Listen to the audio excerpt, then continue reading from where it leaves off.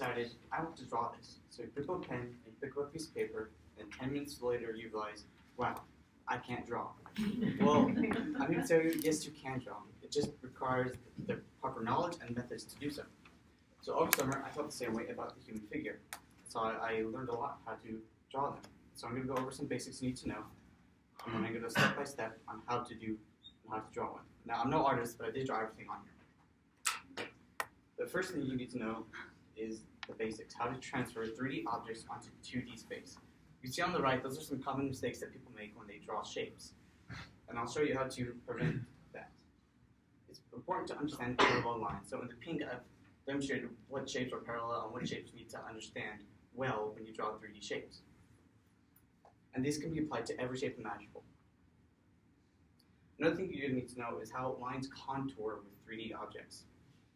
John DeMartin in 2011, The Figure in Action, stated that the way lines twist and move through space, that's what gives power and perception to 3D objects. You can see the cylinder on the left. If I turn the top counterclockwise and turn the bottom clockwise, the proper way the line would contour would be this curvy shape, because it's still a rounded object in 3D space. This straight line doesn't really quite work. Another thing you need to know before you start off is basic human anatomy, and this is really difficult. For a beginner, you can't just jump straight in and understand all the proportions of the human body. This is why you see often wooden models, and there are tons of references online to help you. Next, now we're going to move on to the first step. The first step is basically making out your basic outline. This is really important, however.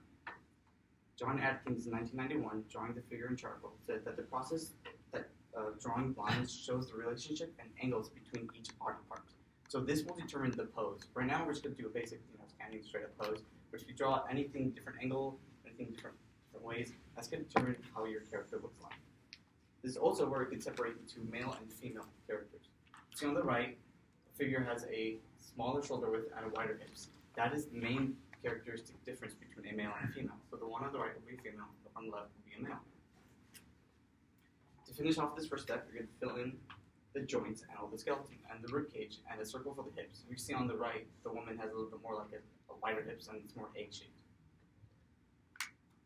Now we're going to move on to step 2. It's a good idea to slightly erase what you have so far, but not completely, so you can still see it.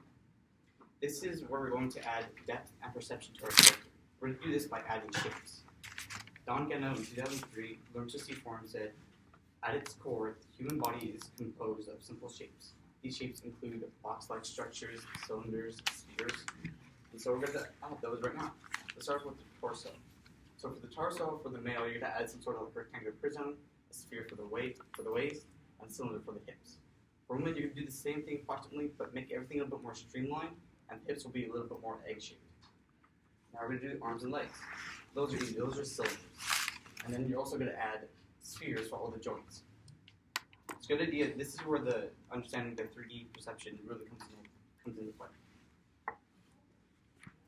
Now we're going to move on to the final step, and this is your final step. This is where you basically flesh out the character and add in all the details. This is where a lot of people have mistakes. They'll jump right into this step, and this is really hard to do. So it's really important to get those first steps down and then draw the outline of the character fleshing out.